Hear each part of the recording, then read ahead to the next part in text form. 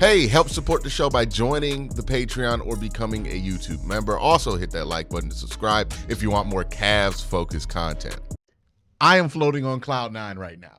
The Cavs just got done playing the biggest game of the season, one of the biggest regular season games that you can get. I mean, this kind of matchup between two teams that were streaking 10 plus games.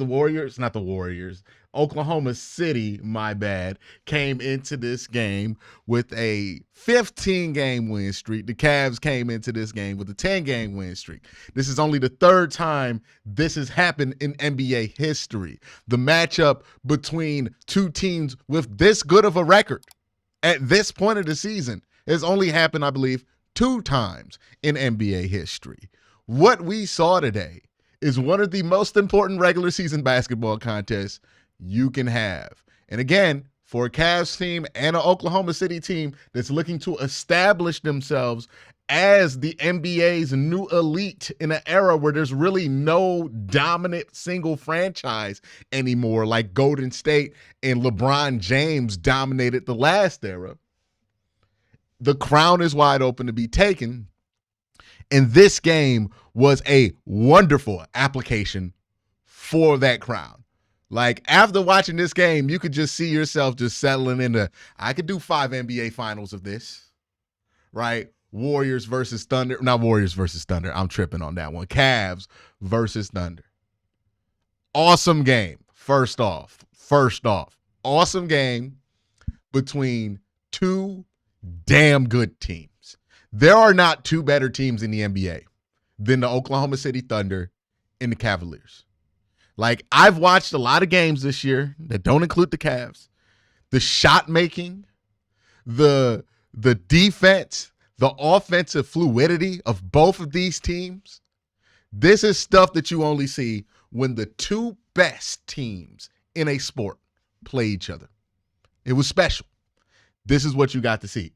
I think there was like 30-plus lead changes in this game. Nobody at one point ever led 10-plus points. Think about that. Both these teams have been majoring in belt-the-ass whippings all season. Both these teams. Two teams have blown each other out or blown other teams out more than the Cavs and the Thunder. Both of these teams have been that dominant. They match up. None of them get a 10-point lead at any point in this game. I think the highest lead in the game was 7.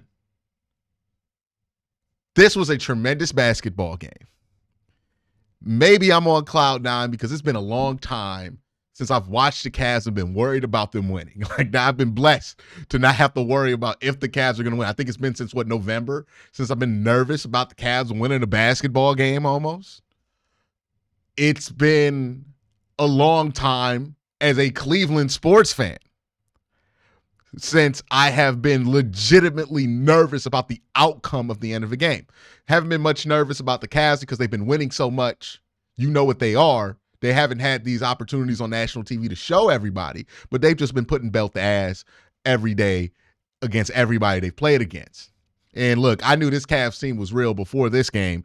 When they went to that West Coast trip and just dominated like that against some playoff teams in the West, that's when I knew this Cavs team was what the record says they are. This is further confirmation of it. But it's been a long time for me personally since I've been nervous about the outcome. I don't know. Y'all let me know in the chat. Was this like a feeling you had to get used to during the game, getting that sweaty palms feeling, right? It got to the fourth quarter, this thing was going back and forth, 1-1. You're like, oh, man, every single foul call, it matters. Every single turnover, it matters. Every single bucket is huge in this game, man. So first and foremost, a fantastic game. Both of these teams are fantastic. Look, the Oklahoma City Thunder still got to get Chet back, and they're already doing what they're doing right now. And that's a team that's poised to add even more to that core. That's a fantastic basketball team with a really bright future. The Cavs are a fantastic basketball team with a really bright future. Now, I'm going to talk about Evan Mobley. I'm going to get my off about Evan Mobley because I've been talking about this leap year for 2 years on this channel. And this leap year is finally happening, and it's glorious. Glorious. But before we get to that, I want to highlight some guys that I don't want to forget because I get too excited. Max Strus and Ty Jerome. Absolutely huge in this game. Max Strus made a bunch of threes. He was 5 of 6 from 3. Was massive in this game. Defensively, played a huge role on this team. Getting him back healthy, that's a huge deal. What he can provide defensively, that's a huge deal. Dean Wade, 11 points in this game. Really big early, made 3 3-pointers. His length that he can provide defensively, the fact that you can get long rebounds with him on the floor, that's a big deal, having him healthy. Isaac Okoro came in, played some decent defense, didn't really score much. Didn't get a great night from Georges Niang.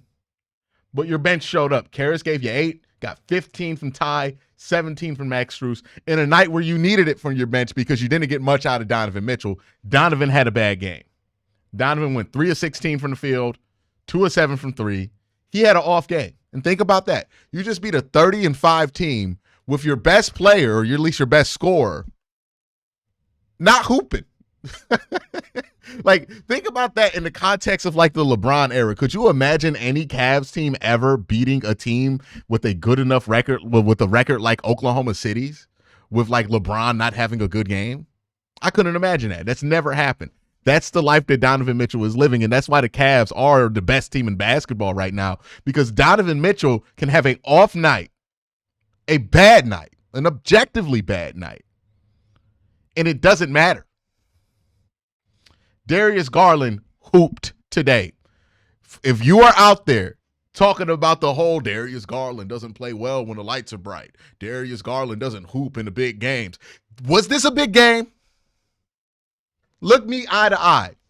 Everybody who came out the woodworks after the Celtics game to talk about how Darius Garland is trash after he had like a 20-point streak and he just had one bad game in that week.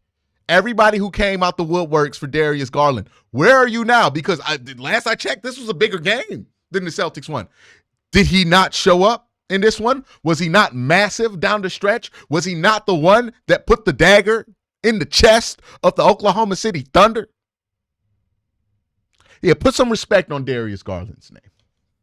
I'm going to need that respect. A lot of people were disrespecting him, talking about he's not clutch, he's not this, he's not that. Yeah, I'm going to need y'all to shut up about all that, man. We off of the whole Darius Garland can't play in big games thing. He's done it multiple times this season. This is just yet another example of it. Stop using one game he played bad on national TV to justify a bad narrative. Let's talk about Jarrett Allen, who was hooping today, right? Capital H, hooping. The Fro was to be feared. The garbage man was cleaning up everything, man. This is why I call Jarrett Allen the garbage man, man. This was such a garbage man night. He had 12 rebounds, 25 tough buckets. Like every single one of them buckets, just tough buckets, right? Really, 9 of 11? He made 7 of 10 of his free throws. Again, it was a workman night. It was a blue-collar day for Jarrett Allen. There was a lot of garbage to be picked up on that corner, and he got all that garbage in the truck, got everything home, and now everything's ticking on time because the garbage man showed up. That's what Jarrett Allen does. 12 rebounds, and don't sleep on this. My man had 6 assists, 3 steals, and a block. It makes you think about when people were like, hey, we got to trade Evan Mobley or we got to trade Jarrett Allen. Look, shout out to Kobe Altman, because there were points where I was like, maybe you do got to trade Jarrett Allen. I was wrong if I would have followed through on that. I would have been a bad GM if I would have followed through on that. Kobe Altman did what was unpopular and what he got criticized a lot for, which I think took a lot of courage and just kept him there. And boy, was he right about that. Because the way that they can rotate these rotations, the way they can rotate these lineups where they have basically the one unit be Evan Mobley and Donovan Mitchell and the other unit be Jarrett Allen and Darius Garland, just a fantastic way to use them. Fantastic way to use them. Now, ladies and gentlemen, it's time to talk about the arrival of Evan Mobley as a potential superstar player. because what we saw in this game, right? And Evan had a bad first quarter of this game. I think he had like 2 points, 3 turnovers. It was looking like a rough night for Evan Mobley at the beginning. He was like loose with the ball. I was like, damn, he's gonna suck today. And it's going to be a damn shame because it's going to be on national TV. Everybody going to holler about Evan Mobley this, Evan Mobley that. But no, if you watch this game, he was hooping. And I think the most impressive thing outside of like what he did in the fourth quarter was his vision when he's passing the ball. Like, he really is the glue that makes this whole thing happen. The reason we can have all these shooters hover around and just be so deadly is because Evan Mobley has eyes in the back of his head. Like, if there's an open shooter on the corner, Evan's going to find them and get the ball to him, which is such a rare skill set for a guy of his size who plays his position to be able to have. And now you add that with the fact that he has a legitimate bag that's starting to develop. Like, he took a couple times in this game, he took Isaiah Hartenstein from the three-point line and just banged on him at the hoop. And think about that, like how satisfying it was to see Jarrett Allen and Evan Mobley dominate Isaiah Hartenstein, who was a big part of all of the things that they're still dealing with the grief about from that New York series. It was just a wonderful thing to see. Evan Mobley's offensive game is here. He didn't really shoot well from the three. I don't think he made a three-pointer in this game. He was 0 from 3 from the three. He wasn't really having a great touch early on. But he just decided to put his head down in this game and get physical. And that's what gets me excited about Evan, right? When the Cavs needed the most, he went straight through the chest of Isaiah Hartenstein. I probably got a noise complaint from one of my neighbors, how hard I screamed, yelled, flexed at my TV. I was doing the Tristan Thompson. I was so hyped when I saw that, because that's exactly what you've been wanting to see from Evan Mobley since he entered the league, and what we've been saying, hey, if he starts to do this, if he starts to develop this guy is going to be a star player. Like, it kind of reminds you of the development of Kawhi Leonard when the Spurs won their only championship that they won with Kawhi Leonard, right? And like, by the time you got to the finals, Kawhi was finals MVP. Now, he wasn't Kawhi Leonard that we know that won the 2019 championship. He wasn't fully developed there, but he was far along. He was further along. Well, he was developed furtherly enough. I'm just jumbling my words out of excitement. He was developed enough to where he could be the most impactful player in the NBA Finals. And if Evan keeps growing at this rate, he's not there yet, but if Evan keeps growing at the rate that he's grown throughout this season, come playoff time, if the Cavs get to the Eastern Conference Finals, if the Cavs get to the NBA Finals, Evan's going to look like, or Evan's on track to develop at that rate. This dude is 23 years old. He started on schedule with his development. It looks like he's ahead. Right? Like some of the three-point shooting stuff, the perimeter game, like he's hooping out there. He's a legitimate threat. And shout out to Kenny Atkinson. I thought he did something really well in the fourth quarter when the Cavs went on there was like 6-0 run in the fourth quarter. They switched to like a zone, and during that switch to zone, they caught Oklahoma City off guard, and they got a ton of turnovers, or forced a ton of turnovers on Oklahoma City. If there's a test that you can pass in the regular season to say to yourself, hey, this team is as legit as a successful regular season team can be, this is the test that you have to pass. This Cavs team is legit, man. Like, I've been saying it for months. They're legit. Don't burden yourself with worrying about if this team is legit or not. They are. Just look at how they perform. Look at how they show up. The lights were bright. It didn't matter, right? One of the most rare NBA regular season matchups of all time. They showed up. They won the game at home like they were supposed to do, even though their best player wasn't hooping. Very impressive. Now, it's going to be different if you see them in the finals and they got Chet. Hey, you still got to beat them next week. But the Cavs announced themselves to the nation today, and I think the Thunder did too. I think the Cavs and the Thunder announced themselves to the country today. I wouldn't be surprised if, all the stuff we've been talking about, how the media is not covering this fantastic Cavs team and the Thunder team. I think that's going to change drastically after today, because what you saw was two teams that are legit. There's no way you can tell me that you don't think these two teams are legit the way that they're legit right now. And that if they do meet in the finals, it might be a very entertaining matchup between these two teams.